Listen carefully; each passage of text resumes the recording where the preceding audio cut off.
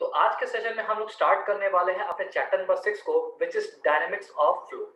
ठीक है, dynamics of fluid flow क्या होता है, इसको पढ़ना है, इसके क्या पार्ट होते हैं, इसमें कौन कौन से वेरिएशंस को हम लोग को स्टडी करना है, कौन कौन से इंस्ट्रूमेंट को हम लोग को स्टडी करना है, और वैरायटी ऑफ न्यूमेरिकल्स को भी हम लोग को स्टडी करना है। ये सारा एक ही साथ हम लोग आज ही के लेक्चर में पढ़ेंगे। तो फोकस रहिएगा, पूरा देखिएगा ध्यान से, क्योंकि जब आप थ्योरी पढ़ोगे थोड़ी आसान है, आपने पढ़ी भी होगी, लेकिन मेन जो चीज है वो इस लेक्चर का न्यूमेरिकल है। न्यूमेरिकल इसके आसान होते हैं लेकिन थोड़े से टेक्निकल होते हैं, तो थोड़ा सा आपको ध्यान रखना वहाँ पे। ठीक है,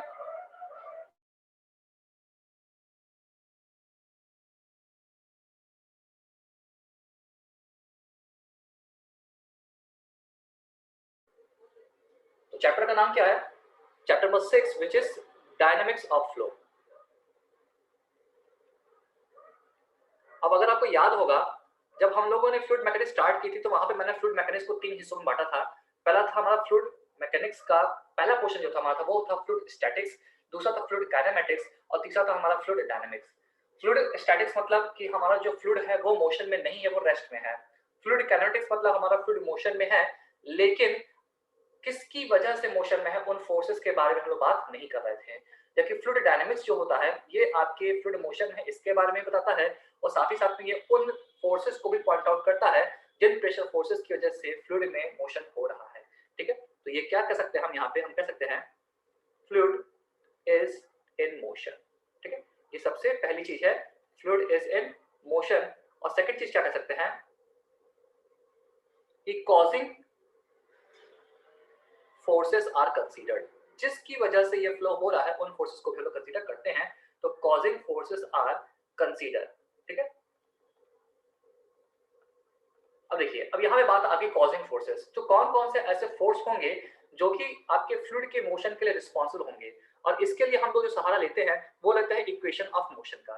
तो हमारा नेक्स्ट टॉपिक क्या हो जाएगा, इक्वेशन ऑफ मोशन। देखिए बिल्कुल भी कंफ्यूज नहीं होना है, डायनेमिक्स ऑफ फ्लो का मतलब होता है कि हमारा जो फ्लूइड है अब वो मोशन में है, और जिसकी वजह से मोशन में है उन फोर्सेस के बारे में भी स्टडी करना, that is dynamics of flow. ठीक है, और इसको वेल एक्सप्लेन करने के लिए हम लोग इक्वेशन ऑफ मोशन का हेल्प लेते हैं, और आप सबको पता होगा इक्वेशन ऑफ मोशन को हम और क्या बोलते हैं, इसको बोलते हैं न्यूटन सेकंड लॉ। ठीक है, न्यूटन का जो सेकंड नियम था F बराबर ma, वही न्यूटन का इक्वेशन ऑफ मोशन कहलाता है। अब अगर मैं यहाँ पे बात करूं तो मैं कह सकता हूं कि न्यूटन के सेकंड लॉ के अनुसार जो नेट फोर्स होता है ऑन द बॉडी वो m into a के बराबर होता है। ठीक है, ये न्यूटन का सेकंड नियम था कि किसी भी बॉडी पर एक्सटर्नल फोर्सेस का जो सम होता है, एल्जेब्रिक सम होता है, वो उस बॉडी के मास और उसके एक्सेलरेशन के प्रोडक्ट के बराबर होता है। तो यहाँ पे जो हमारा एफ नेट है, इस एफ नेट के ही आसपास ही पूरा चैप्टर है। ठीक है, नेट फोर्स होता क्या है, तो अब यहाँ पे अगर मैं बात करूं कि नेट फोर्स क्या है, तो यहाँ पे नेट फोर्स है force due to gravity plus force due to pressure plus force due to viscosity plus force due to हमारा कंप्रेसिबिलिटी और फोर्स ड्यू टू टर्बुलेंस। तो जब इन सब फोर्सेस को सम किया जाता है, इनके प्रभावों को पढ़ा जाता है, तब हमारा इक्वेशन ऑफ मोशन कंप्लीटली निकल के आता है किसी भी फ्लूइड के लिए। अब जरूरी नहीं है कि हम इन सारे फोर्सेस की स्टडी करें, क्योंकि अलग अलग साइंटिस्ट ने अलग अलग वैरायटी के फोर्सेस को कंसीडर किया है और अपने अपने इक्वेशन ऑफ मोशन दिया है। लेकिन यहाँ पे ये जो आपके सामने दिख रहा है ना, ये एक कंप्लीट इक्वेशन ऑफ मोशन है। तो मैं इसको ऐसे लिख सकता हूँ कि न्यूटन का सेकंड लॉ जो था, या न्यूटन का जो इक्वेशन ऑफ मोशन था, उसको हम लिख सकते हैं F G plus F P plus F V plus F C plus F T is equal to M into A. ये हमारा क्या हो गया, ये हमारा हो गया न्यूटन का इक्वेशन ऑफ मोशन। ठीक है, यहाँ पे एफ जी हमारा है force due to gravity, F P है force due to pressure, F V है फोर्स ड्यू टू विस्कोसिटी या विस्कस फोर्स, एफ सी है हमारा फोर्स ड्यू टू कंप्रेसिबिलिटी, और एफ टी है हमारा फोर्स ड्यू टू टर्बुलेंस। ठीक है, अब यहाँ पे अगर हम लोग बात करें तो अलग अलग साइंटिस्ट आते गए और उन्होंने अलग अलग तरीके से फोर्सेस को निग्लेक्ट करना और कंसीडर करना शुरू किया। जैसे सबसे पहले अगर मैं बात करूं तो सबसे पहला Reynolds equation, Reynolds equation of motion.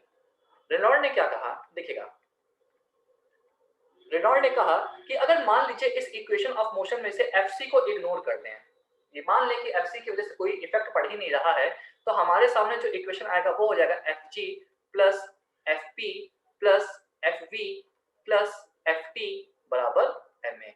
उन्होंने कहा कि अगर फोर्स ड्यू टू कंप्रेसिबिलिटी को इग्नोर कर दिया जाए तो जो इक्वेशन मिलती है उसको हम क्या बोलते हैं, उसको बोलते हैं रेनॉल्ड्स इक्वेशन ऑफ मोशन। ठीक है, क्या बोलते हैं, रेनॉल्ड्स इक्वेशन ऑफ मोशन। ठीक, अब देखिएगा, ठीक, सेकंड जो होता है उसको बोलते हैं Navier and Stoke, Navier Stoke equation of motion. अब नेवियर स्टोक जो थे वो इनसे एक और कदम आगे बढ़ गए, उन्होंने कहा कि ऐसा करो, कंप्रेसिबिलिटी की वजह से होने वाले फोर्स और टर्बुलेंस की वजह से होने वाला फोर्स दोनों को इग्नोर कर दो, दोनों कुछ खास कंसीडरेबल नहीं है तो उनको इग्नोर कर दीजिए।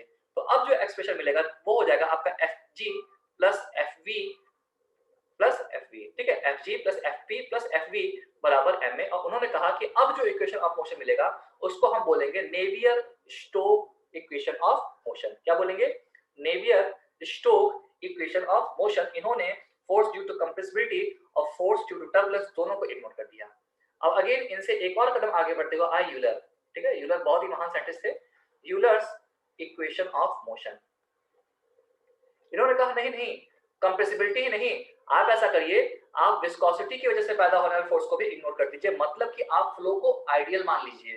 ठीक है, और जब फ्लो आइडियल होता है तो क्या होता है कि विस्कोसिटी का कोई इफेक्ट नहीं आता, विस्कोसिटी आपकी जीरो हो जाती है, तो फोर्स ड्यू टू विस्कोसिटी भी क्या हो जाएगा, जीरो हो जाएगा। और अब जो एक्सप्रेशन मिलेगा वो आपका केवल ग्रेविटेशनल फोर्स और प्रेशर फोर्स बराबर क्या हो जाएगा, m into a के बराबर हो जाएगा। And it is the most important equation of this chapter. Euler ने कहा कि अगर कोई फ्लूइड आइडियल है तो उनके लेयर्स के बीच में विस्कस फोर्स पैदा नहीं होगा, तो Fv की वैल्यू जीरो हो जाएगी, और साथ ही साथ में कंप्रेसिबिलिटी और टर्बुलेंस की वजह से भी फोर्सेस जो आ रहे हैं उनको इग्नोर कर दीजिए। तो हमारा जो एक्सप्रेशन जो हमको देखने को मिल रहा है वो हमारा हो जा रहा है Fg प्लस Fp बराबर ma। साथ ही साथ में यूलर ने इस एक्सप्रेशन को थोड़ा सा और बेहतर तरीके से एक्सप्रेस किया और उन्होंने कहा कि देखिए, मेरे इक्वेशन को आप कुछ इस तरह से भी लिख सकते हैं, और क्या है देखिएगा, ये हो जाएगा आपका dp अपॉन रो, रो मतलब density of fluid, plus v into dv, जहां भी आपका वेलोसिटी ऑफ फ्लूइड है, प्लस g इंटू dz बराबर जीरो। तो यूलर का जो एक्सप्रेशन होता है उसको आप इस तरह से फोर्स के फॉर्म में लिख सकते हो और इस तरह से आप उसको हेड के फॉर्म में भी कन्वर्ट कर सकते हो। अब ये कंप्लीटली हेड बना नहीं है, इसी को बेस मान करके बर्नौली ने अपना नियम दिया था और फिर इसी इक्वेशन के हेल्प से उन्होंने अपना हेड इक्वेशन दिया था, जिसमें pressure head, total head, datum head, इन सबको कंसीडर किया था। तो यूलर इक्वेशन ऑफ मोशन एक तरह से बर्नौली के नियम के लिए एक बेस का काम किया। यूलर ने कहा कि अगर कोई फ्लो हमारा ऐसा हो रहा है कि उसका जो फ्लूइड है वो आइडियल है, बिल्कुल भी कंप्रेसिबिलिटी नहीं है, बिल्कुल भी टर्बुलेंस नहीं है, तो जो एक्सप्रेशन बनेगा वो हो जाएगा Fg प्लस Fp बराबर ma। ठीक है, ये आपका एकदम क्लियर कट है। चलिए, अब जो नेक्स्ट टॉपिक होने वाला है वो है हमारा मोस्ट अवेटेड टॉपिक, जो कि एग्जाम में सबसे ज्यादा बार पूछा गया है। ठीक है, वो है आपका Bernoulli's equation. Bernoulli's equation, Bernoulli का इक्वेशन एग्जाम में सबसे ज्यादा पूछा जाने क्वेश्चन में से एक है, और कॉन्सेप्चुअली अगर बात करें तो ये बहुत ही इजी है, बहुत ही सिंपल सी डेफिनेशन दी थी और इसकी सिंप्लिसिटी की वजह से ये इक्वेशन इतना पॉपुलर भी हुआ। ठीक है, तो अगर हम बात करें कि बर्नौली ने क्या एजम्पशन दिया है, देखिए हर कोई इक्वेशन, हर कोई नियम जब आता है ना तो उसके साथ कुछ एजम्पशंस जुड़े होते हैं, क्योंकि रियल चीजों के लिए कभी भी आपका आइडियलाइज्ड इक्वेशन बनके नहीं आ सकता। ठीक है, तो बर्नौली ने भी अपने प्रिंसिपल को एक्सप्रेस करने के लिए कुछ बेसिक एजम्पशंस माने, और सबसे पहला एजम्पशन ये था कि फ्लूइड आपका आइडियल होना चाहिए। जब फ्लूइड आइडियल होगा तो क्या हो जाएगा, विस्कस फोर्स जीरो हो जाएंगे, और फ्लूइड आपका जो फ्लो है, फ्लूइड फ्लो वो स्टेडी होना चाहिए, यानी कि टाइम के साथ कोई चेंज नहीं होना चाहिए, इनकम्प्रेसिबल होना चाहिए, इट मींस कि डेंसिटी कांस्टेंट होनी चाहिए, और इररोटेशनल होना चाहिए, यानी कि अपने एक्सिस पे घूमना नहीं चाहिए। अगर ये एजम्पशन फॉलो हो रहे हैं तभी आप बर्नौली के रूल को फॉलो कर सकते हैं, बर्नौली के प्रिंसिपल का यूज कर सकते हैं। ठीक है, ऐसा क्यों किया, ऐसा बर्नौली ने इसलिए किया ताकि वो यूलर के एक्सप्रेशन को यूज कर सके, यूलर के लॉज ऑफ मोशन को, सॉरी यूलर के इक्वेशन ऑफ मोशन को यूज कर सके। ठीक है, तो जो बर्नौली का इक्वेशन निकल के आया वो क्या आया, वो आया कि pressure head plus velocity head plus datum head का जो सम होता है वो क्या होता है, कांस्टेंट होता है। क्या कहा, फिर सुनिएगा, बर्नौली ने कहा कि किसी भी फ्लो फील्ड के किसी सेक्शन पर प्रेशर हेड, वेलोसिटी हेड और डेटम हेड का जो सम होता है वो कांस्टेंट होता है। यहाँ P अपॉन ρg क्या कहलाता है, pressure head, V square upon 2g क्या कहलाता है, वेलोसिटी हेड, और Z क्या कहलाता है, डेटम हेड। ठीक है, देखिएगा डेटम हेड को हम और क्या बोल सकते हैं, डेटम हेड को हम क्योंकि डेटम हेड तो बोल ही सकते हैं, लेकिन डेटम हेड के अलावा इसको एक और नाम दिया जाता है जो कि आपको जानना है ठीक है, क्योंकि सिंपल चीज सबको पता होती है, थोड़ी सी कॉम्प्लेक्स चीजों के बारे में जानकारी रखी है। ये होता है आपका potential energy per unit wait, पर यूनिट वेट, ठीक है। इसी तरह से v स्क्वायर अपॉन 2g को मैं क्या बोल सकता हूं, एक तो ये आपका वेलोसिटी हेड है ही, ठीक है, ये नाम तो सबको पता होता है, वेलोसिटी हेड। साथ ही साथ में इसको क्या बोलते हैं, kinetic energy per unit weight, ठीक है, kinetic energy per unit weight. Similarly p upon rho g की अगर मैं बात करूं तो p अपॉन रो जी क्या हो जाएगा, एक तो प्रेशर हेड होगा ही, ठीक है, प्रेशर हेड के नाम से तो आप जानते ही हैं इसको। प्रेशर हेड के अलावा इसको और क्या बोलते हैं, प्रेशर हेड के अलावा इसको बोलते हैं हम लोग pressure energy per unit wait, pressure energy per unit wait. अब देखिए हम यहाँ पे एक वर्ड यूज कर रहे हैं बार बार, हेड। हेड मींस इसकी जो यूनिट होगी वो यूनिट क्या हो जाएगी, चाहे पी अपॉन रो जी की बात करें, चाहे वी स्क्वायर अपॉन 2g की बात करें, चाहे जेड की बात करें, इनकी यूनिट क्या होगी, इनकी यूनिट आपकी डिस्टेंस वाली होगी, यानी कि मीटर सेंटीमीटर ही होगा, ठीक है। बर्नौली ने फ्लूइड को आइडियल मानते हुए, स्टडी इनकम्प्रेसिबल और इंटरेस्ट को मानते हुए इस एक्सप्रेशन को एक्सप्रेस किया। साथ ही साथ में उन्होंने रियल फ्लूइड के लिए भी बोला। अब रियल फ्लूइड के लिए उन्होंने क्या बोला, या देखिएगा ध्यान से, इन्होंने कहा बर्नौली ने कि मान लीजिए कि अगर मेरा फ्लूइड रियल है, अगर मान लीजिए मेरा फ्लूइड रियल है, आइडियल नहीं है, अब वो क्या है, रियल है, तो अगर रियल होगा तो जैसे जैसे फ्लो टेक प्लेस होगा उस फ्लो की वजह से हेड लॉस देखने को मिलेगा। तो उन्होंने क्या कहा, बर्नौली ने अपने नियम में कहा कि अगर मैं किसी फ्लो फील्ड को ले लेता हूं तो फ्लो फील्ड में किसी भी सेक्शन की आप बात करिए, हर सेक्शन पे टोटल एनर्जी क्या होगी, कांस्टेंट होगी। तो इस चीज को आधार मानते हुए उन्होंने रियल फ्लूइड के लिए एक्सप्रेशन दिया, P1 upon rho g plus V1 square upon 2g plus Z1 बराबर, ये हो गया सेक्शन 1। तो सेक्शन 1 पे जो टोटल एनर्जी होगी या टोटल हेड होगा वो क्या हो जाएगा, सेक्शन 2 के P2 upon rho g plus V2 square upon 2g plus Z2। ये तो हो जाता जब फ्लो क्या होता, आइडियल होता। लेकिन अब चूंकि आपका क्या है, फ्लो आपका रियल है, जब रियल जहां कहीं भी होता है वहां पे कुछ ना कुछ लॉसेस होते हैं। ऐसा हो ही नहीं सकता कि कोई भी चीज फ्लो कर रही है और सरफेस पे इसको कोई लॉस ना देखने को मिले। तो अगर मैं इसमें से HL हटा दूं तो यही बर्नौली का एक्सप्रेशन बन जाएगा, किसके लिए, आइडियल फ्लूइड के लिए, और यही HL ऐड कर दूं तो ये आपके रियल फ्लूइड के लिए बर्नौली का एक्सप्रेशन बन जाएगा। तो बर्नौली ने क्या कहा था कि अगर कोई भी फ्लूइड आइडियल है और फ्लो आपका स्टडी इरोटेशनल और इनकम्प्रेसिबल है, तो जो भी हेड होते हैं, pressure head plus datum head plus velocity head, उनका जो सम होता है वो कांस्टेंट होता है। और अगर मैं किसी फ्लो फील्ड की बात करूंगा तो दो अलग अलग सेक्शन पे जो भी टोटल एनर्जीज होंगी वो आपस में क्या होंगी, वो आपस में इक्वल होंगी। तो इस आधार पर मैं एक बात कह सकता हूं कि जो बर्नौली का नियम होता है वो किस पे आधारित है, that is based upon conservation of energy, conservation of energy, ठीक है। और ये एग्जाम में सबसे ज्यादा पूछे जाने क्वेश्चन में से एक है। क्वांटिटी इक्वेशन आपकी कंजर्वेशन ऑफ मास पे है, जबकि जो आपका बर्नौली इक्वेशन है वो कंजर्वेशन ऑफ एनर्जी पे है, ठीक है। इसको आपको याद रखना है, सिंपल सा, जितना सिंपल हो सकता है मैंने उतने सिंपल में इसको एक्सप्रेस किया है, ज्यादा टेक्निकल वर्ड्स नहीं पूछ रहा है, ताकि आप चीजों को आसानी से लर्न कर लें, ठीक है। तो ये तो हो गया बर्नौली नियम क्या होता है, बर्नौली का थ्योरम क्या होता है, एक्सप्रेस करके मैंने आपको बता दिया, ठीक है। साथ ही साथ में यूलर्स एक्सप्रेशन ऑफ मोशन भी आपको बता दिया है। अब जो मेन क्वेश्चन बनता है वो मेन क्वेश्चन बनता है किससे, वो मेन क्वेश्चन बनता है बर्नौली इक्वेशन के एप्लीकेशन से, यानी कि वेंचुरी मीटर और फेस मीटर और पिडॉक ट्यूब से, ठीक है। तो चलिए नेक्स्ट पे आते हैं।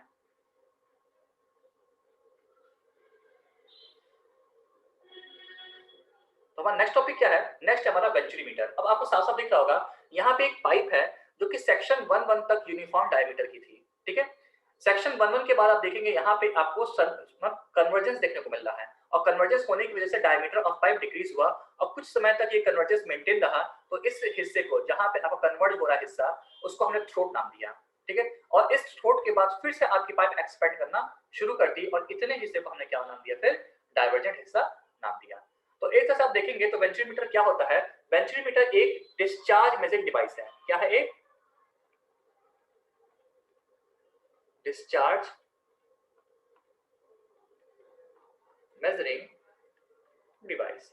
ये क्या है, ये एक डिस्चार्ज मेजरिंग डिवाइस है जो किस पे बेस्ड होती है, ये बेस्ड होती है बर्नौली के इक्वेशन पे, बेस्ड अपॉन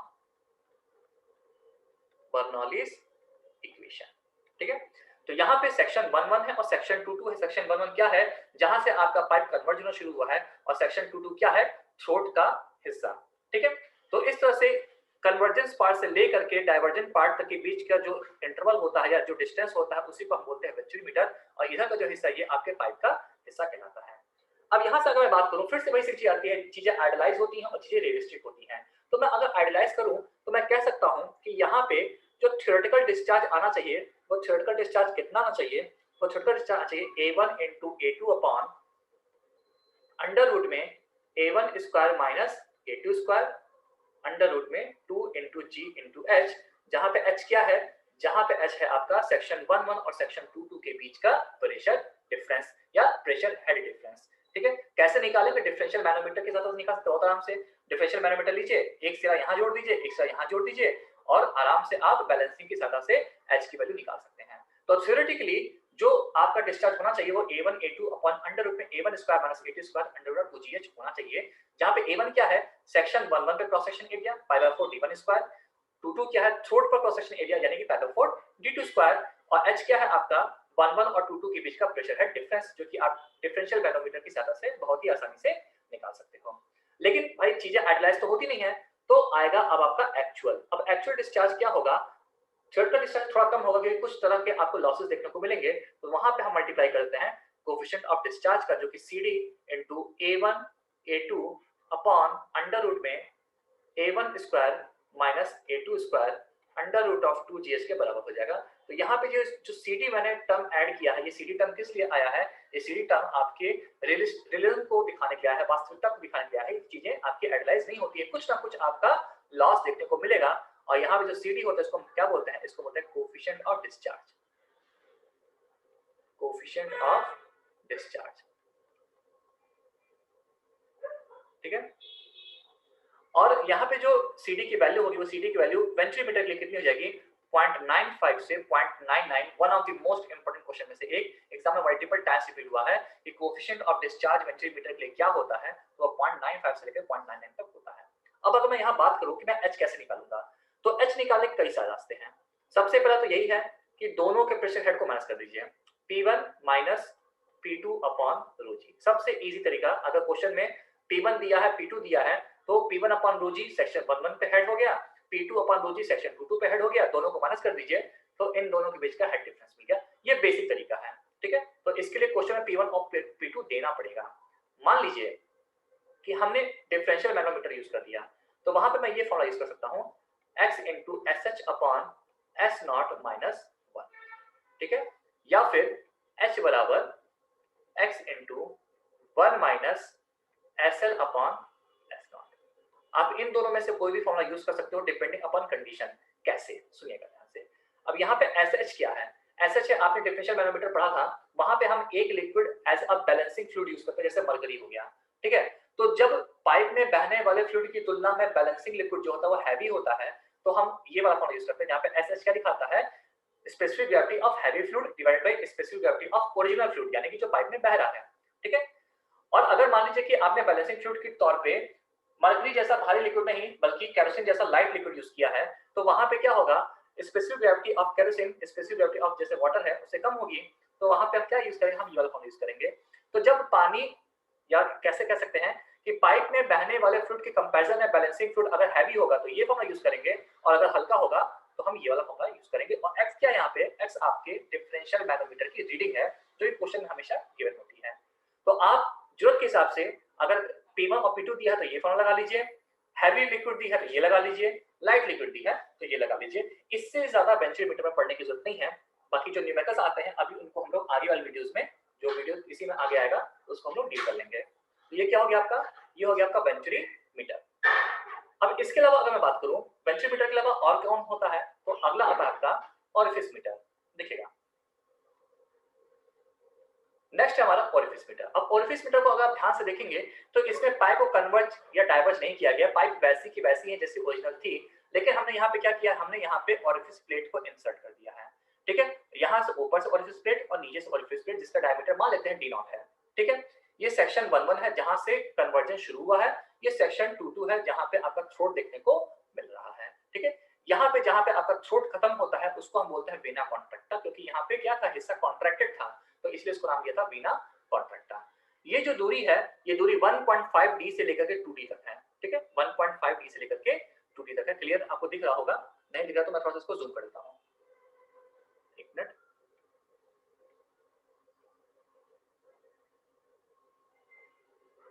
आई होप अब आपको दिख रहा होगा।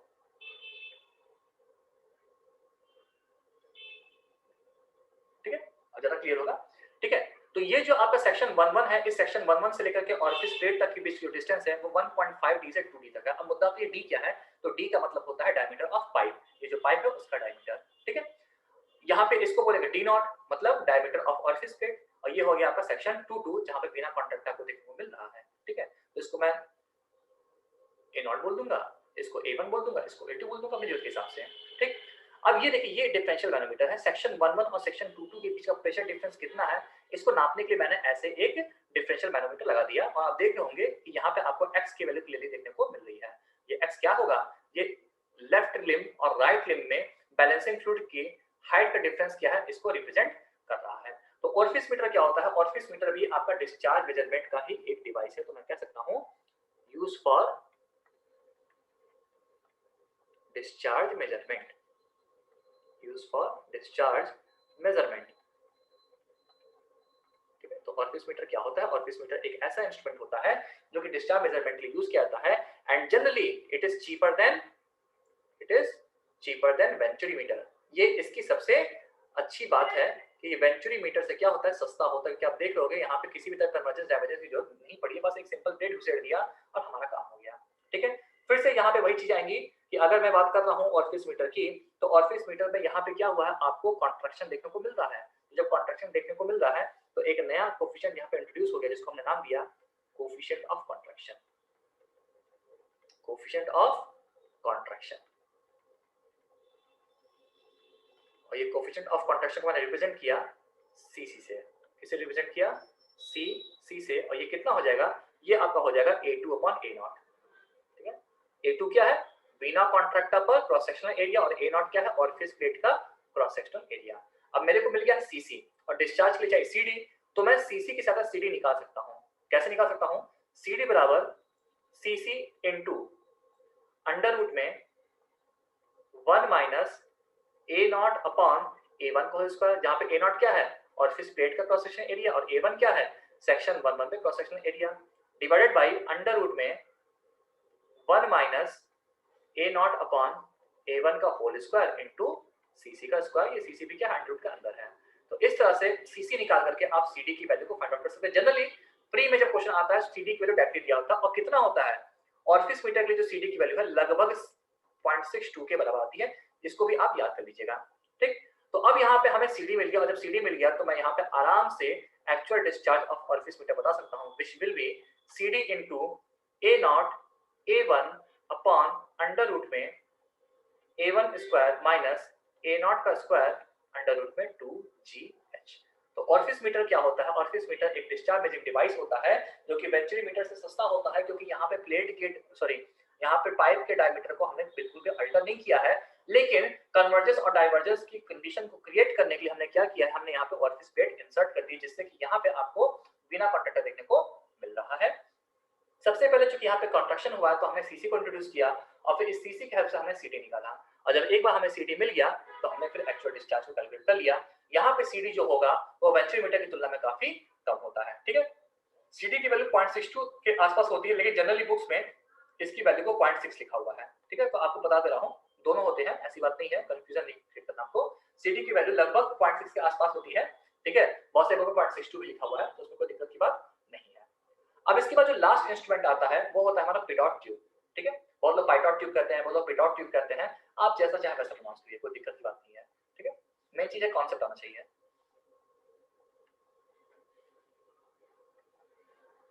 तो जो नेक्स्ट हमारा होने वाला है उसको हम बोलते हैं पिटॉट ट्यूब। अब अगर मैं पिटॉट ट्यूब की बात करूं तो पिटॉट ट्यूब क्या होता है, जरा पहले इसके बारे में जानिएगा, उसके बाद फिर इसके हम डिटेल में जाएंगे। जैसे मान लीजिए ये कोई हमारा कोई क्या है, ये हमारा कोई पाइप है जिसमें फ्लो हो रहा है। ठीक है, मैंने क्या किया, मैंने उठाया और मैंने इसमें हमें किसी भी पॉइंट पे चाहिए था क्या, हमें किसी पॉइंट पे चाहिए था वेलोसिटी कि फ्लो वेलोसिटी क्या है ये मैं जानना चाहता था। तो मैंने वहां पे क्या किया, मैंने वहां पे एक पिटॉट ट्यूब इंसर्ट कर दिया। ठीक है, अब ये पिटॉट ट्यूब में मान लिया कि हेड यहाँ तक है। ठीक है, आपको दिख रहा होगा मैंने डार्क कर दिया है। ठीक है, जब मैंने इस पिटॉट ट्यूब को फ्लोइंग वाटर में इंसर्ट किया तो हेड जो है वो हमको एच देखने को मिल गया और यही एच हमारा हेल्प करेगा वेलोसिटी ऑफ फ्लो निकालने के लिए। ठीक है, पिटॉट ट्यूब किस कॉन्सेप्ट पे डिपेंड करता है, तो पिटॉट ट्यूब ये कहता है कि अगर during the flow in a pipe अगर किसी पॉइंट पे वेलोसिटी जीरो हो जाए तो ऐसे पॉइंट को हम क्या बोलेंगे, स्टैग्नेशन पॉइंट। ठीक है, मैं यहाँ पे इस चीज को मेंशन कर दे रहा हूँ, पॉइंट वेयर v बराबर जीरो। तो जहां कहीं भी v बराबर जीरो होगा उस पॉइंट को मैं क्या बोलूंगा, उस पॉइंट को मैं बोलूंगा स्टैग्नेशन पॉइंट। ठीक है, स्टैग्नेशन की एंटिटी गतिहीनता। ठीक है, वहां पे गति नहीं हो रही है, स्टैग्नेशन पॉइंट। अब आपको पता है बर्नौली कह गए थे कि भाई टोटल एनर्जी कांस्टेंट होना चाहिए। अब यहाँ तो भाई वेलोसिटी जीरो हो गई, वेलोसिटी हेड जीरो हो गया, क्यों, v square upon 2g, v zero तो v square upon 2g v zero, इसका मतलब एनर्जी तो रहना है कांस्टेंट। तो यहाँ पे जो आपका काइनेटिक एनर्जी का नुकसान हुआ है, क्या हुआ है यहाँ पे, लॉस ऑफ काइनेटिक एनर्जी। क्यों, क्योंकि वेलोसिटी आपकी हो गई है क्या, जीरो। ठीक है, लॉस ऑफ काइनेटिक एनर्जी जो हुआ है ये कन्वर्ट किस में हो जाएगा, ये कन्वर्ट हो जाएगा गेन ऑफ प्रेशर एनर्जी में। क्यों, क्योंकि अल्टीमेटली एनर्जी को रहना है कांस्टेंट। तो अगर एक चीज घट रही है तो अगली चीज को बढ़ना तय है। इट मींस कि जिस पॉइंट पे आपका वेलोसिटी जीरो होगा उसको बोलेंगे स्टैग्नेशन पॉइंट, और इस पॉइंट पर जो प्रेशर होगा उसको मैं क्या बोलूंगा, इस पॉइंट पे जो प्रेशर होगा मैं उसको बोलूंगा स्टैग्नेशन प्रेशर। क्या बोलेंगे, स्टैग्नेशन प्रेशर। और ये प्रेशर नॉर्मली आसपास के सराउंडिंग प्रेशर से ज्यादा होगा, क्योंकि ये तब पैदा हुआ है जब आपका काइनेटिक एनर्जी कन्वर्ट हो गया है प्रेशर एनर्जी के अंदर। और अब यहाँ से मैं आराम से निकाल सकता हूँ एक्चुअल वेलोसिटी। इसको हम लोग अगर आगे वैसा कर पढ़ेंगे तो उसमें सेंट्रल वेलोसिटी लिखी है। ठीक है, तो एक्चुअल वेलोसिटी या सेंट्रल वेलोसिटी क्या हो जाएगा, ये हो जाएगा cv into under root of 2gh, जहाँ पे h यही है पिटॉट ट्यूब में वाटर लेवल कितना राइज हो रहा है उसी की वैल्यू है। और cv क्या है यहाँ पे, तो cv है आपका coefficient of velocity, coefficient of velocity, simple as this. ठीक है, बहुत आसान होता है पिटॉट ट्यूब के, पिटॉट ट्यूब हो गया और फिश मीटर हो गया या वेंट्रीमीटर हो गया, इनके कॉन्सेप्ट भी बहुत आसान है कि बहुत इन डेप्थ नहीं जाना। हम लोग सिविल इंजीनियरिंग के फ्लूइड पढ़ रहे हैं तो पॉइंट टू पॉइंट रहने की कोशिश करिएगा, बहुत ज्यादा पीएचडी मत करिएगा, क्योंकि अल्टीमेटली जो आप टाइम इन्वेस्ट कर रहे हो क्या वो वर्थ है कि नहीं, ये चीज जानना बहुत जरूरी है। ठीक है, तो पॉइंट टू पॉइंट नोट्स बनाइए, जितने भी फॉर्मूले हैं उनको रिवाइज करते रहिए, और न्यूमेरिकल्स जो छोटे न्यूमेरिकल्स है प्री के लिए उसको प्रैक्टिस करिएगा, टाइम बहुत कम बचा है। ठीक है, 20 दिन बाद एग्जाम है तो आपकी स्ट्रेटजी बहुत ही यूनिक होनी चाहिए और बहुत ही वेल फ्रेम होनी चाहिए, इसका ध्यान रखिएगा। तो ये आपका हो गया कंप्लीट थ्योरी, इससे ज्यादा आपको डायनेमिक्स ऑफ फ्लो में पढ़ने की जरूरत नहीं है। ठीक है, अब हम लोग इसके आगे न्यूमेरिकल्स पे स्टडी करेंगे, किस किस तरह के न्यूमेरिकल इस चैप्टर से आ सकते हैं। तो अब आपके सामने इस चैप्टर का पहला न्यूमेरिकल है जिसमें कह रहा है कि कोई पाइप है, उस पाइप का जो डायमीटर है दैट इज 5 सेंटीमीटर, किसी सेक्शन पे जो प्रेशर इंटेंसिटी है 29.43 न्यूटन पर सेंटीमीटर स्क्वायर है, वेलोसिटी ऑफ फ्लो 2 मीटर पर सेकंड है, डेटम से जो ऊंचाई है एलिवेशन है दैट इज 5 मीटर। तो आपको टोटल हेड कैलकुलेट करके उस सेक्शन का बताना है। सिंपल सा क्वेश्चन है, छोटा सा क्वेश्चन है ऑब्जेक्टिव के लिए। ठीक है, तो अगर मेरे को ये क्वेश्चन सॉल्व करना रहेगा तो मैं क्या करूंगा, मैं सीधे टोटल हेड का फॉर्मूला लिखूंगा। टोटल हेड क्या होता है, टोटल हेड होता है आपका pressure head plus velocity head plus datum head. Pressure कितना है 29.43, लेकिन आप देखेंगे ये न्यूटन पर सेंटीमीटर स्क्वायर है, तो मैंने 10 टू द पावर क्या किया, 10 पावर 4 से मल्टीप्लाई करके इसको न्यूटन पर मीटर स्क्वायर बना दिया, अपॉन कुछ नहीं पता है तो मैं मान लूंगा कि हमारा जो लिक्विड फ्लो कर रहा है वो वाटर है that is 1000 into 9.81 plus v कितना कुछ में किया है 2 दिया है तो 2 का square upon 2 into 9.81 plus z कितना दिया है 5, और जब मैंने इसको सॉल्व किया तो टोटल हेड निकल कितना आ रहा है, ये आ रहा है 35.204 मीटर। सिंपल, ऐसे ही छोटे छोटे बेसिक क्वेश्चंस आते हैं क्योंकि क्वेश्चन प्री में बहुत लंबा नहीं पूछ सकते, कैलकुलेटर अलाउड नहीं होता है, तो आपको स्टिक रहना अपने कॉन्सेप्ट्स पे और अपने फॉर्मूले पे। कन्वर्जन पे ध्यान देना है कि प्रेशर की यूनिट क्या दी हुई है, डेटा कौन सी फॉर्म में दिया हुआ है, उसका कन्वर्जन ही इसमें सबसे मेन है। ठीक है, क्लियर है। अब हमारे सामने जो नेक्स्ट क्वेश्चन है उसमें कह रहा है कि एक पाइप है, उस पाइप में दो सेक्शन लिए गए हैं। सेक्शन 1 पे डायमीटर 20 सेंटीमीटर और वेलोसिटी ऑफ फ्लो 4 मीटर पर सेकंड है, जबकि सेक्शन 2 पे डायमीटर ऑफ पाइप 10 सेंटीमीटर यानी कन्वर्जेंस हुआ है, तो वेलोसिटी ऑफ फ्लो क्या होगी वहां पे। साथ ही साथ में आपको बताना है कि सेक्शन 1 पे वेलोसिटी हेड कितना है और सेक्शन 2 पे वेलोसिटी हेड कितना है। बहुत बेसिक सा क्वेश्चन है, बहुत आराम से कर सकता है। हमें पता है क्या कि अगर मान लीजिए ये ऐसा कुछ पाइप बन रहा है, ठीक है, यहाँ पे 20 सेंटीमीटर है, यहाँ पे आपका 10 सेंटीमीटर है। तो जब डिस्चार्ज की बात करेंगे, इधर से जितना डिस्चार्ज एंटर करेगा उतना ही डिस्चार्ज इधर से एग्जिट भी करेगा। तो मैं कह सकता हूँ by continuity equation, continuity equation मैं क्या कह सकता हूँ, मैं कह सकता हूँ a1 v1 बराबर a2 v2, तो पाई बाय 4 इंटू d1 कितना है 20 सेंटीमीटर यानी कि 0.2 का स्क्वायर इंटू v1 कितना है 4 बराबर पाई बाय 4 इंटू d2 कितना हो जाएगा 0.1 का स्क्वायर इंटू v2 तो हमको निकालना है। तो पाई बाय 4 से पाई बाय 4 कट जाएगा और इससे हम यहाँ से v2 को सॉल्व करेंगे। तो जब v2 को सॉल्व करेंगे तो v2 आ रहा है 16 मीटर पर सेकंड। ऑब्जेक्टिव का क्वेश्चन है, आप देख रहे डेटा बहुत आसान दिया हुआ है, ठीक है। तो ऑब्जेक्टिव में यूजुअली वो करते ही ऐसा है कि चीजें मैक्सिमम कट जाए आपस में और आपका आंसर फटाक से आ जाए, ठीक है। अब मैं अगर वेलोसिटी हेड की बात करूं, ठीक है, वेलोसिटी हेड एट सेक्शन 1, तो सेक्शन 1 में वेलोसिटी हेड कितना हो जाएगा v1 square upon 2g। v1 कितना है, v1 है आपका 4 का स्क्वायर अपॉन 2 इंटू g कितना है 9.81। इसको सॉल्व किया तो ये आ गया 0.81 मीटर। हेड की यूनिट क्या होगी, जो आपकी डिस्टेंस की यूनिट आपने यूज की है, ठीक है। इसी तरह से वेलोसिटी हेड एट सेक्शन 2 ये कितना हो जाएगा v2 स्क्वायर अपॉन 2g, ये कितना हो जाएगा 16 का स्क्वायर अपॉन 2 इंटू 9.81 और इसको सॉल्व किया तो ये आ रहा है 13.04 मीटर। सिंपल एज दिस, ठीक है। क्वेश्चन बहुत बेसिक है और आराम से विदाउट कैलकुलेटर यूज किए जा सकते हैं। आपको और आराम देने के लिए वो एग्जाम में जी की वैल्यू को 10 दे सकता है कि भाई जी की वैल्यू 10 है, आप बताओ क्या होगा, तो आराम से निकल सकता है, कोई इसमें बहुत बड़ी बात नहीं है, ठीक है। आपके सामने जो क्वेश्चन है, क्वेश्चन काफी लंबा सा है लेकिन इसका सॉल्यूशन बहुत इजी सा है।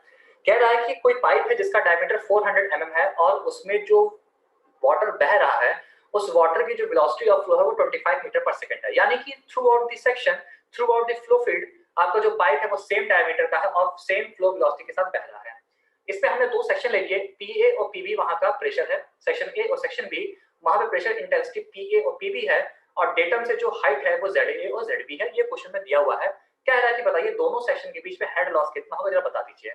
तो अब अगर हेड लॉस की बात कर दी है इसका मतलब कि बर्नौली इक्वेशन लगाना है और कौन सा रियल वाले का। तो मैं यहाँ पे कह सकता हूँ बर्नौली की इक्वेशन के अनुसार कि PA upon ρg plus VA square upon 2g plus ZA बराबर PB upon ρg plus VB square upon 2g plus ZB। अब यही तो लिखता तो ये आइडियल फ्लो के लिए था, लेकिन चूंकि यहाँ पे हेड लॉस पूछा तो ये रियल फ्लो की हो गया।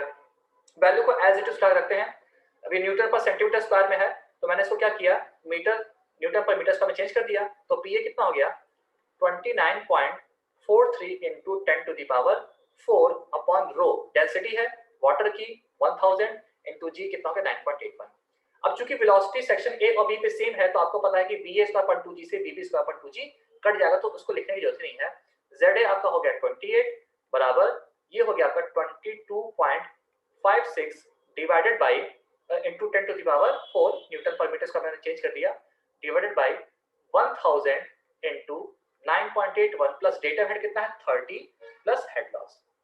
और जब मैंने इनको सॉल्व किया तो सॉल्व करने पे जो हेड लॉस आ रहा है ये हेड लॉस आ रहा है 5 मीटर। कुछ भी नहीं है, क्वेश्चन एकदम बेसिक से हैं। अगर इन बेसिक क्वेश्चंस को आप ढंग से याद रखेंगे तो किसी भी तरह की दिक्कत नहीं होने वाली है। बस आपको कॉन्सेप्ट पकड़ के पता चलना है कि कहां पे कौन सा फॉर्मूला यूज करना है, कहां पर कौन सा कॉन्सेप्ट यूज करना है, ठीक है। चलिए ओके, अब हमारे सामने जो नेक्स्ट क्वेश्चन है वो एक वेंट्रीमीटर का है। कह रहा है कि एक वेंट्रीमीटर है, इस वेंट्रीमीटर में जो डाया है इनलेट का वो 30 सेंटीमीटर है, जो डाया है थ्रोट का वो 15 सेंटीमीटर है। डिफरेंशियल मैनोमीटर जो यूज किया है उसकी जो रीडिंग है वो 20 सेंटीमीटर है, कोएफिशिएंट ऑफ डिस्चार्ज 0.98 है। तो बताइए डिस्चार्ज वेंट्रीमीटर से जो मेजर किया गया है उसकी वैल्यू क्या होगी, ठीक है। अब देखिए यहाँ पे आपको जो चीज जाननी है, सबसे मेन चीज क्या है, ये डाया ऑफ इनलेट और डाया ऑफ थ्रोट क्या है। तो जो डाया ऑफ इनलेट है वो क्या होता है, सेक्शन बना देखते होंगे कि जिधर से पानी आता है उसको इनलेट बोलते हैं। तो यहाँ पे डी इनलेट जो है वो D1 की वैल्यू है। तो मैं कह सकता हूँ A1 कितना हो जाएगा, A1 आपका हो जाएगा पाई बाय 4 इंटू D1 का स्क्वायर यानी कि 0.3 का स्क्वायर, ठीक है, और ये हो जाएगा 0.0706 मीटर स्क्वायर। सिमिलरली जो डाया ऑफ थ्रोट है, थ्रोट कहाँ था, सेक्शन 22 पे था, तो ये क्या हो गया, A2 हो गया, तो पाई बाय 4 इंटू 15 सेंटीमीटर है तो 0.15 का स्क्वायर, और ये कितना हो जाएगा, ये हो जाएगा आपका 0.0176 मीटर स्क्वायर। तो इस तरह से मेरे को मेन जो चीज थी A1 A2 वो मिल गई, ठीक। अब यहाँ पे हमें निकालना क्या है, अब हमें पता है डिस्चार्ज के फॉर्मूले में एक आती है वैल्यू H, और H के लिए यहाँ पे डिफरेंशियल मैनोमीटर की रीडिंग दी हुई है, ठीक है, और यहाँ पे कहा है कि 20 सेंटीमीटर ऑफ व्हाट है, 20 सेंटीमीटर ऑफ मरकरी है, यानी कि जो बैलेंसिंग फ्लूइड यूज किया है वो मरकरी का यूज किया हुआ है। तो हमें पता है कि फॉर्मूला क्या होता है, अब मरकरी यूज किया है तो मरकरी आपकी वाटर से हैवी होती है, तो हमारा फॉर्मूला हो जाएगा SH अपॉन S0 माइनस 1 वाला। X कितना है 20 सेंटीमीटर यानी कि 0.2 मीटर, मरकरी का स्पेसिफिक वेट कितना होता है 13.6 होता है, और जो वाटर होता है उसकी स्पेसिफिक ग्रेविटी कितनी होती है, वो आपकी 1 होती है, -1। तो जब इसको सॉल्व किया तो H की वैल्यू कितनी आ जा रही है, H की वैल्यू आ जा रही है 2.52 मीटर। अब सारे हथियार तैयार हैं, आराम से निकाल लीजिए वैल्यू को। डिस्चार्ज, और कौन सा डिस्चार्ज, एक्चुअल डिस्चार्ज कितना हो जाएगा, coefficient of discharge into A1 A2 upon under root में A1 square minus A2 square into under root में 2GH। वैल्यू को पुट कर देते हैं, CD है आपका 0.98 इनटू A1 कितना है, A1 है आपका 0.0706 इनटू A2 कितना है 0.0176 अपॉन अंडर रूट में A1 स्क्वायर यानी कि 0.0706 का स्क्वायर माइनस 0.0176 का स्क्वायर होल ब्रैकेट में इनटू अंडर रूट में 2GH, तो 2 इंटू G कितना है 9.81 और H कितना है 2.52। और जब मैंने इस पूरे एक्सप्रेशन को सॉल्व किया तो एक्सप्रेशन को सॉल्व करने के बाद जो आंसर आ रहा है वो कितना आ रहा है, वो आ रहा है 0.127 मीटर क्यूब पर सेकंड। आप चाहो तो उसको क्रॉस चेक कर सकते हो, ठीक है। तो ये हो गया आपका एक्चुअल डिस्चार्ज। एक्चुअल डिस्चार्ज निकालने के लिए मेनली जो दो हर्डल थी वो क्या थी, वो थी A1 A2 की वैल्यू और H की वैल्यू। और यहाँ मैंने आपको बताया कि इनलेट का जो डायमीटर होता है वो सेक्शन 11 पर होता है और जो थ्रोट का डायमीटर होता है वो सेक्शन 22 पे होता है। तो यहाँ से मुझे डायरेक्टली A1 और A2 की वैल्यू मिल गई। चूंकि यहाँ पे डिफरेंशियल मैनोमीटर यूज किया है वही मर्करी बैलेंसिंग फ्लूइड के साथ, तो मेरे को X की वैल्यू भी आराम से दी हुई है। वैल्यू को पुट किया, आंसर मेरे पास। सिंपल से क्वेश्चंस होते हैं, ज्यादा इसमें कॉम्प्लेक्सिटी नहीं होती है, बस आपको थोड़ा सा फोकस रखना होता है, ठीक है। अब यहाँ पे जो लास्ट क्वेश्चन है, ये क्वेश्चन किसका है, ये एक ऑरिफिस मीटर का क्वेश्चन है। ऑरिफिस मीटर में कह रहा है कि हमने किसी पाइप में जिसका डायमीटर 20 सेंटीमीटर था उसमें हमने ऑरिफिस प्लेट यूज किया है और उस ऑरिफिस प्लेट का जो डायमीटर है वो 10 सेंटीमीटर है। अप स्ट्रीम पे यानी कि सेक्शन 11 पर जो प्रेशर इंटेंसिटी है वो 19.62 न्यूटन पर सेंटीमीटर स्क्वायर है, और डाउन स्ट्रीम पे यानी कि सेक्शन 22 पर जो प्रेशर इंटेंसिटी है वो 9.81 न्यूटन पर सेंटीमीटर स्क्वायर है। सीटी का 0.6 है। तो बताइए ऑरिफिस मीटर ने जो डिस्चार्ज मेजर किया है इस गिवन डेटा के लिए वो डिस्चार्ज कितना है। सिंपल सा क्वेश्चन है, लेकिन आपको पहले यहाँ पे सारी वैल्यूज जो है उसको करेक्ट करना पड़ेगा। जैसे मैं यहाँ पे A0 की वैल्यू निकाल सकता हूँ जो कि क्या हो जाएगा pi by 4 into D not का स्क्वायर, और ये पाई बाय 4 डी नॉट कितना है 10 है यानी कि 0.1 का स्क्वायर, और इसको जब मैंने सॉल्व किया तो ये आ गया 0.00785 मीटर। आप पूछोगे A0 क्यों निकालना, क्योंकि डिस्चार्ज में आता है A0 इंटू A1, ठीक है, इसे मैं A0 निकाल रहा हूँ। सिमिलरली मेरे को A1 भी चाहिए, तो A1 कितना हो जाएगा पाई बाय 4 इंटू D1 का स्क्वायर, D1 कितना है 0.2 का स्क्वायर सॉरी 0.0314 मीटर स्क्वायर, ठीक है। इसके बाद अगला जो काम होता है वो फॉर्मूले में होता क्या है, A0 और A1 निकालने के बाद अगला जो हर्डल होता है वो होता है हेड। अब हेड कैसे मिलेगा, देखिए आप ध्यान देखिए, सेक्शन 11 का प्रेशर इंटेंसिटी दिया है और सेक्शन 22 का भी प्रेशर इंटेंसिटी दिया है, ठीक है। ये है आपका सेक्शन 11, ये आपका सेक्शन 22। तो मैं यहाँ पे कौन सा फॉर्मूला लगा सकता हूँ, P1 minus P2 upon rho जी आराम से लगा सकता हूँ। P1 कितना है 19.62 इंटू 10 टू द पावर 4 क्योंकि न्यूटन पर मीटर स्क्वायर मैंने चेंज कर दिया, फिर 9.81 इंटू 10 टू द पावर 4 और कंप्लीट डिवाइडेड बाय कितना हो गया 1000 इंटू जी, जी कितना है 9.81, ठीक है। और इसको जब मैंने सॉल्व किया तो ये बन गया हमारा 10 मीटर। बस अब कुछ करना नहीं है, हमारे पास एक्चुअल डिस्चार्ज का फॉर्मूला है और फिस मीटर के लिए वो क्या है, वो है हमारा CD into A0 A1 upon under root में A1 स्क्वायर माइनस A0 का स्क्वायर इंटू अंडर रूट में 2GH। बस वैल्यू को पुट किया, CD है हमारा 0.6 इंटू A0 कितना है, A0 है हमारा 0.00785 इंटू A1 है हमारा 0.0314 डिवाइडेड बाई अंडर रूट में 0.0314 का स्क्वायर माइनस 0.00785 का स्क्वायर। ठीक है, और इन सबको मैंने मल्टीप्लाई कर दिया अंडर रूट ऑफ 2GS से, तो 2 इंटू 9.81 इंटू एच कितना है, एच हमारा 10। ठीक है, और जब मैंने इसको सॉल्व किया तो ये वैल्यू आ रही है 0.068 मीटर क्यूब पर सेकंड, या इसी को मैं 68 लीटर भी कह सकता हूँ, जैसे इच्छा, जैसा क्वेश्चन पूछा होगा। तो यहाँ पे मैंने आपको बता दिया पेंट्रीमीटर का भी क्वेश्चन, और मैंने ऑरिफिस मीटर का भी एक क्वेश्चन करा दिया। सिंपल एज दिस है, बहुत मुश्किल क्वेश्चन नहीं आते, बहुत आसान क्वेश्चन होते हैं, बस आपको वैल्यू पुट करते जाना है, आंसर आपके हाथ में आता जाएगा। ठीक है, ओके।